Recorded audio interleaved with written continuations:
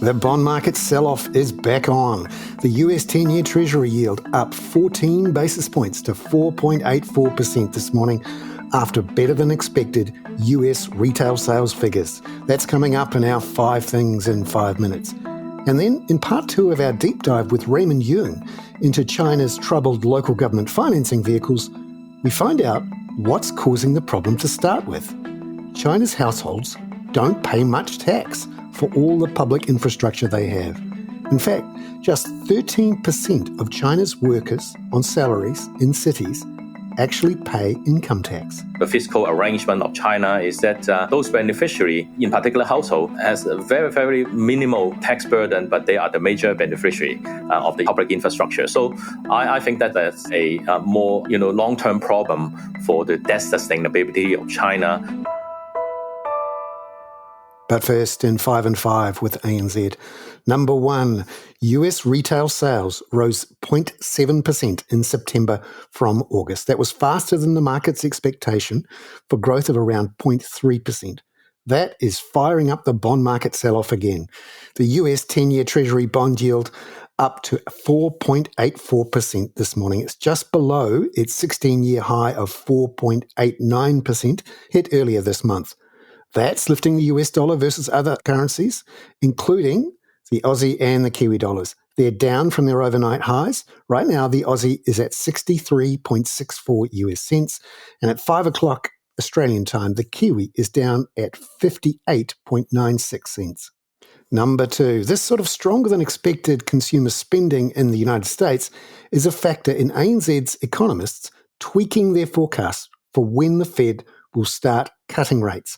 They now see a cut in the third quarter of next year rather than the second quarter.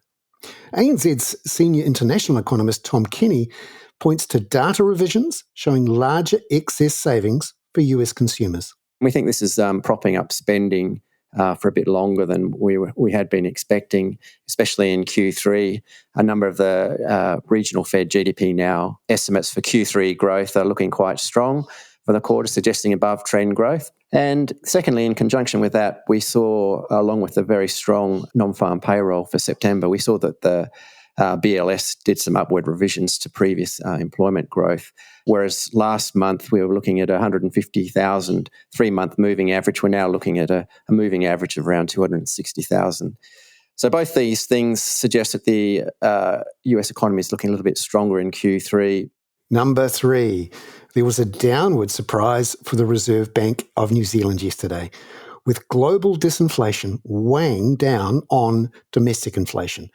5.6% was the annual inflation result, and that was below expectations, and ANZ's economists are changing their OCR call because of it. Here's ANZ's New Zealand economist, Henry Russell. It's a high bar for the Reserve Bank to restart hikes. After today's data, we don't think by November they're going to have sufficient evidence. The moderation in core inflation we saw in today's numbers should give them confidence that the trend in inflation is down. But what concerns us is the pace of progress on getting inflation down.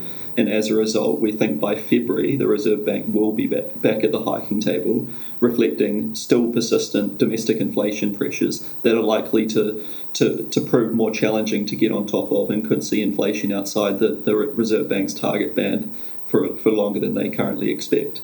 Number 4, economic activity has accelerated in Vietnam in the third quarter after struggling with sluggish growth at the end of last year and early this year.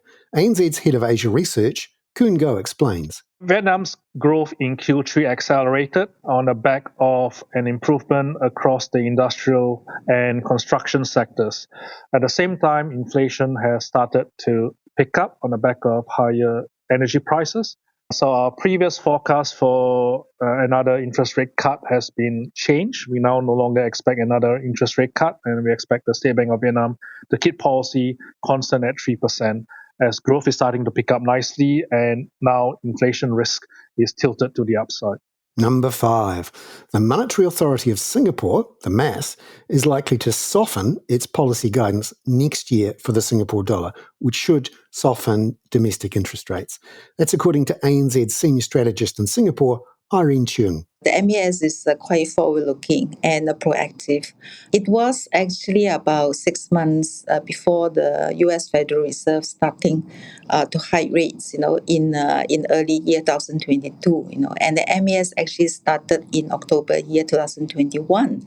So being preemptive, I would expect that, there is a chance that actually the MES would be able to sort of to start to ease monetary policy, whether it is in line with the Fed or ahead of the Fed. I think there is room for that to happen. Irene Cheung there from Singapore. Now it's time for part 2 of our bonus deep dive interview with ANZ's Chief Economist for Greater China, Raymond Yeung, into local government financing vehicle debt in China.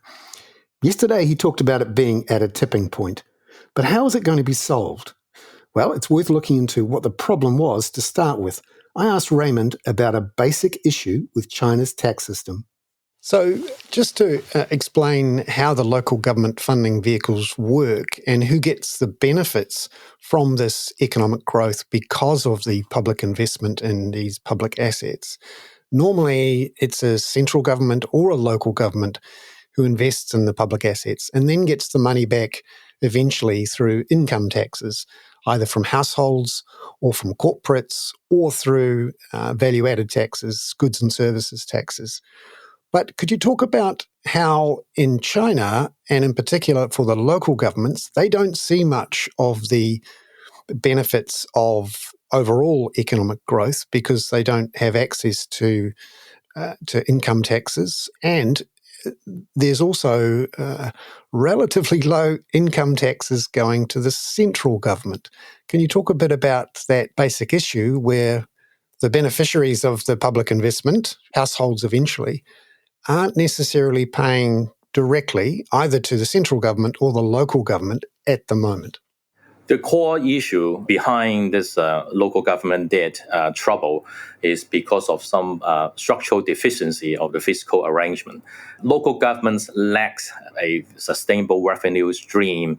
In particular, the ability for local government to raise funds from taxation is very limited. And in fact, for an average household, the tax burden to them is very, very low. The overall household pay 1.5 trillion yuan of personal income tax last year, relative to disposable income per capita of 37,000 renminbi. So the only 13% of the urban salary worker pay income tax, which means that households seems to be pretty okay. So there is an issue in terms of who is actually bearing the burden or the tax burden or the public expenditure, but at the same time, who are the beneficiary? Very likely now the funding model or the fiscal arrangement of China is that those beneficiary, in particular household, has a very, very minimal tax burden, but they are the major beneficiary of the public infrastructure. So I think that that's a more long-term problem for the debt sustainability of China. And if they really want to address the issue, they really need to fix the current fiscal arrangement between the taxpayer, the central government, and the local government. Raymond Yeung there. I'm Bernard Hickey. That was 5 and 5 with ANZ for Wednesday, the 18th of October. Catch you tomorrow with the latest from China's economy with data due later today.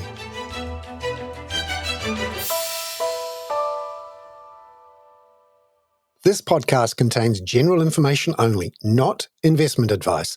You should obtain advice for your personal circumstances before making any investment decisions. Please view the podcast disclaimer available via your media player or email.